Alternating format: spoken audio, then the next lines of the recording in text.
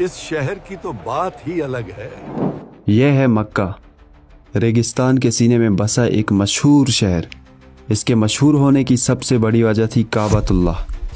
हर साल दुनिया भर से लाखों लोग यहाँ तवाफ़ करने आते थे। यही वजह थी कि मक्का शहर अरब का बिजनेस हब बन चुका था। भाई जमाल, चलो अच्छी सी खुशबू खरीद लें। लेकिन दौलत जब हद से बढ़ जाए तो अपने साथ घमंड और तकब्बर तो ले ही आती है। मक्का की फिजाओं में भी कुरैश के सरदारों का घमंड घुल चुका था। काबा के निगहबान होने का गुरूर उनकी रगों में दौड़ता था।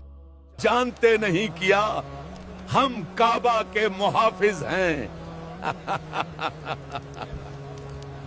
दौलत के नशे ने कुरैश को इस कदर अंधा कर दिया था कि उनके नज़दीक इंसान की कीमत उसकी दौलत से थी।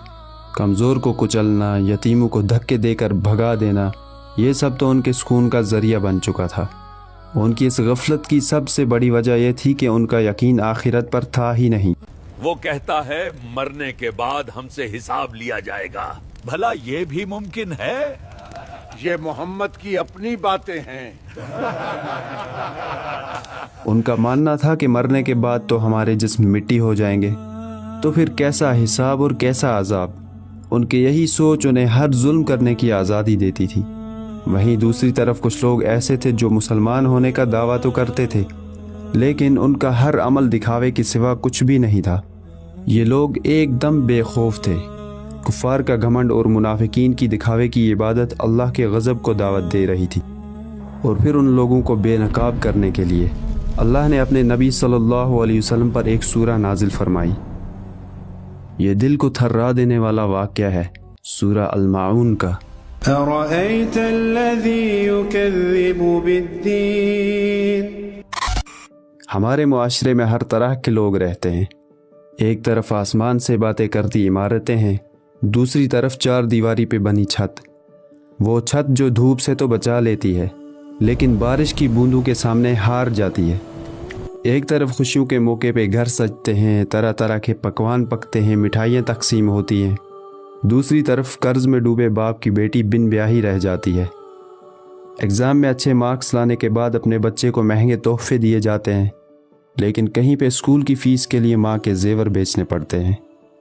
कहीं पे महंगे खानों की स्नैप्स भेजी जा रही हैं, तो कहीं पे भूख से बिलखते बच्चों की आंखें अपने बाप की राहें तक रही हैं। आप सोच रहे होंगे कि हमारा टॉपिक तो सूरा अल-माऊन था, तो इसका हमारी सोसाइटी से क्या लेना देना। लेकिन सूरा अल-माऊन ही तो है जिसने मुझे ये सब बोलने पे मजबूर किया, क्योंकि गरीब को तो धक्के आज भी दिए जा रहे हैं, लेकिन हाथ से नहीं, हमारे सिस्टम से। यतीम का हक तो आज भी दबाया जा रहा है, बस तरीका थोड़ा डिफरेंट है। शायद आपको मेरी ये बात बुरी लगे कि आखिरत के मुनकिर तो हम भी हैं, लेकिन हम ज़बान से इनकार नहीं करते, बल्कि हमारे कुछ अमाल से ये आवाज़ आती है कि कैसा हिसाब और कैसा अजाब। काम तो तब होगा ना जब खर्चा पानी दोगे। ये सूरा समझने के बाद आप भी बहुत कुछ सोचने पर मजबूर हो जाएंगे। सूरा अल-माऊन के पैगाम को समझने के लिए हमें इस सूरा के बारे में जानना होगा। जैसा कि हम सब जानते हैं कि सूरा अल-माऊन कुरान की 107वीं सूरा है। इसके मक्की या मदनी होने पे उलमा का इख्तिलाफ है। बहुत से स्कॉलर्स का मानना है कि ये सूरा मक्की है, लेकिन कुछ स्कॉलर्स का कहना है कि इस सूरा की आखिरी 4 आयत में मुनाफिकीन का जिक्र है, और ये इस बात की दलील है कि ये सूरा मदीना में मदीना के मुनाफिकीन के लिए ही नाजिल हुई है। एनीवेज, इख्तिलाफ होना कोई गलत बात नहीं है। इस सूरा का नाम अल-माऊन इसकी आखिरी आयत से लिया गया है। अल-माऊन का मतलब है मामूली इस्तेमाल की चीज़ें। पहले हम जल्दी से इस पूरी सूरा पर एक नज़र दौड़ाते हैं, उसके बाद इसकी एक एक आयत को डिटेल में समझेंगे। ये सूरा एक सवालिया अंदाज में शुरू होती है। अल्लाह अपने नबी सल्लल्लाहु अलैहि वसल्लम और हम सब पढ़ने और सुनने वालों से फरमाते हैं, क्या आपने उस शख्स के हाल पर गौर किया जो दीन को झुठलाता है?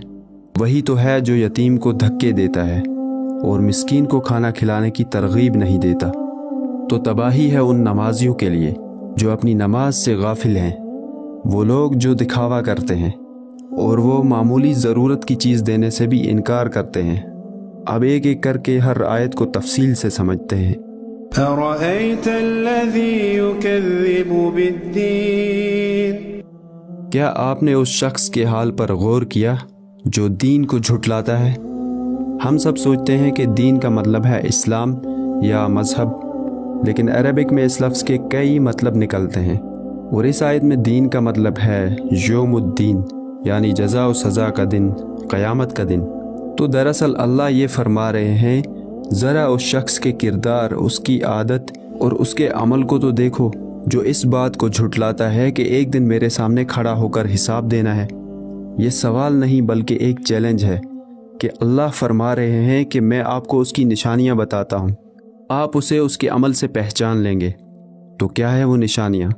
فذلك الذي يدع اليتيم وہی تو ہے جو یتیم کو دھکے دیتا ہے۔ یہاں لفظ سے یدعو، اس کا مطلب صرف نظر انداز کرنا نہیں، اس کا مطلب ہے دھکے دینا، حقیر، انفیریئر سمجھ کر بھگا دینا، ذلیل کرنا۔ کچھ مفسرین نے لکھا ہے کہ اس آیت کا اشارہ ابو جہل کی طرف ہے، کیونکہ ابو جہل ایک یتیم بچے کا سرپرست تھا۔ جب وہ بچہ ابو جہل کے پاس اپنا حق مانگنے آیا تو اس نے اسے دھکے دے کر بھگا دیا، اور ایسا تو ہونا ہی تھا کیونکہ یتیموں کے ساتھ برا سلوک کرنا تو مکہ کے ان سرداروں کا پیشہ بن چکا تھا۔ ولا يحض على طعام المسكين اور مسکین کو کھانا کھلانے کی ترغیب نہیں دیتا۔ یہ آیت بہت ہی گہری ہے۔ غور کریں کہ اللہ نے یہ نہیں کہا کہ مسکین کو کھانا نہیں کھلاتا، بلکہ یہاں لفظ یحض آیا ہے جس کا مطلب ہے انکوریج کرنا، یعنی اگر وہ مسکین کو کھانا نہیں کھلا رہا تو اس کو چاہیے تھا کہ مسکین کے لیے آواز اٹھاتا اور لوگوں کو اس بات کی ترغیب دیتا کہ بھائی ہمارے شہر میں یہ لوگ بھوکے ہیں، آؤ ہم سب مل کر ان کے لیے کچھ کرتے ہیں۔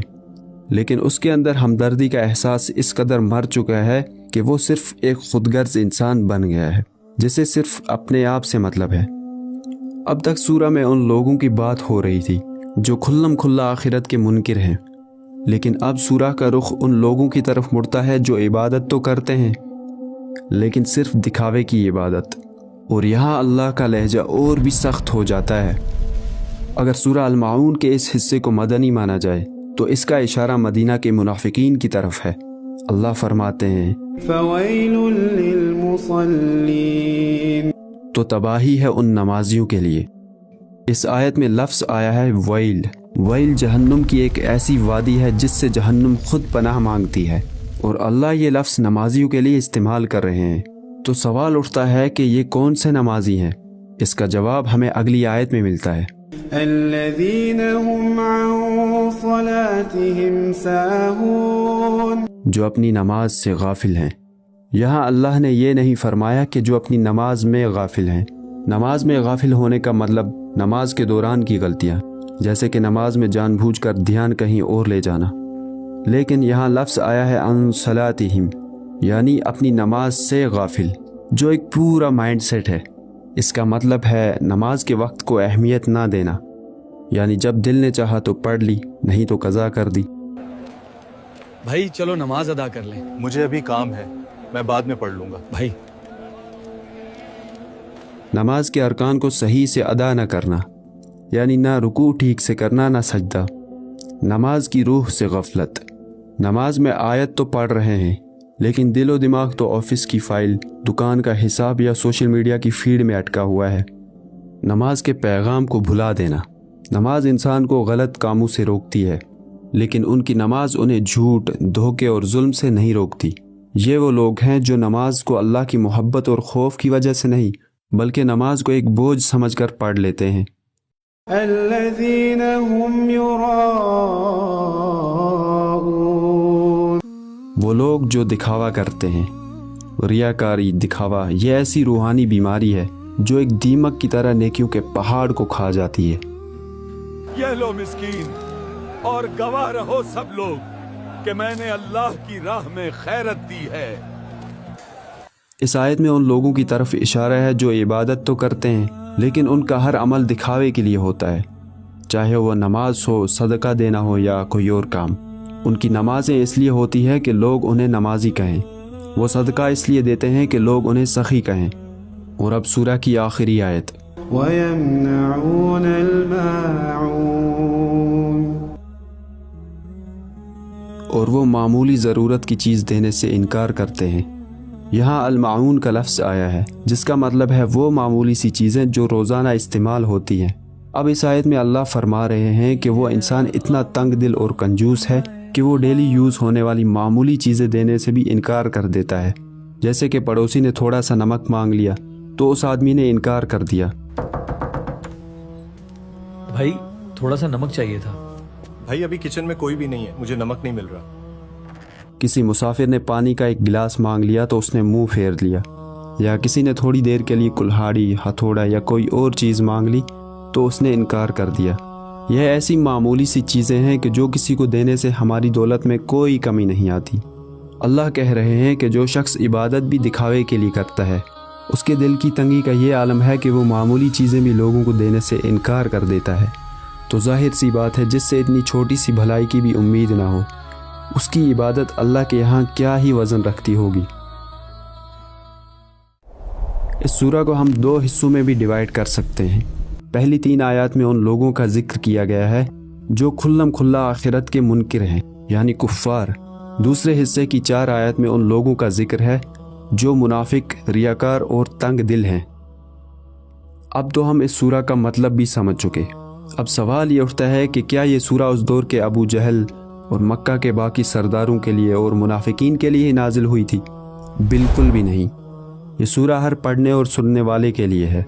یہ ہر دور کے لیے ہے. سورہ المعون کی پہلی 3 آیت سے ہمیں سبق ملا کہ موت اور آخرت کو بھلا دینا انسان کو اتنا گمراہ کر دیتا ہے کہ انسان بے خوف ہو کر اللہ کی نافرمانیاں کرنے لگتا ہے. اور اگلی 4 آیات سے ہمیں یہ سیکھنے کو ملا کہ اللہ کو ہماری اس عبادت کی ضرورت نہیں جو ہم بوجھ سمجھ کر کریں یا دکھاوے کے لیے کریں, بلکہ نماز پڑھنے کا مقصد ہی تو یہی ہے کہ ہم ہر پل اپنے رب کو یاد رکھیں اور اس دن کو یاد رکھیں جب ہمیں اپنے رب کے سامنے کھڑا ہو کر حساب دینا ہے. یہی یاد تازہ کرنے کے لیے تو ہم نمازیں پڑھتے ہیں. ورنہ اگر قیامت تک ہمیں زندہ رہنے کی مہلت مل جائے اور ہم اس پوری زندگی کا ایک ایک سیکنڈ اللہ کے سامنے سجدے میں گزار دیں تب بھی ہم اللہ کو کوئی فائدہ نہیں پہنچا سکتے, نہ ہی اس کی ذات میں کسی طرح کی کمی یا اضافہ کر سکیں گے. آخری آیت ہمیں سکھاتی ہے کہ ہر عبادت ادھوری اور بے جان ہے جب تک ہم دوسروں کی معاونت نہ کریں, چاہے وہ پڑوسیوں کے ساتھ اچھا سلوک ہو یا کسی اجنبی ضرورت مند کی چھوٹی سی مدد. آج اسی وقت جب آپ میری یہ ویڈیو دیکھ رہے ہیں دنیا میں بہت سی جگہوں پر انسانیت کا سر کچلا جا رہا ہوگا. وہاں کے لوگ بھوک اور پیاس سے تڑپ رہے ہوں گے. ان کی راتیں کھلے آسمان تلے ٹھٹھرتی سردی میں گزرتی ہوں گی. ان کی غمگین آنکھوں میں ایک امید چمکتی ہوگی کہ کوئی تو بنے گا ہماری آواز. تو ایسے میں ہم سب پر لازم ہے کہ سورہ المعون کو نظر میں رکھتے ہوئے ضرورت مند, محتاج, یتیم و مسکین اور مظلوم لوگوں کی آواز بنیں اور جہاں تک ہو سکے ان کی معاونت کریں, نہ صرف ہمارے آس پڑوس میں بلکہ دنیا بھر کے کمزور اور بے بس لوگوں کی آواز بنیں, کیونکہ وہ بھی ہماری طرح انسان ہیں. آرام اور سکون سے زندگی گزارنے کا جتنا حق ہمیں ہے اتنا ہی انہیں بھی ہے. سورہ المعون کا پیغام صاف ہے کہ اللہ کو ہماری بے جان عبادت کی ضرورت نہیں, بلکہ عبادت تو ہم اپنے لیے کرتے ہیں, چاہے وہ عبادت نماز کی صورت میں ہو یا کسی ضرورت مند کی چھوٹی سی مدد کی صورت میں ہو یا کسی یتیم کے سر پہ شفقت کا ہاتھ رکھنے کی صورت میں ہو.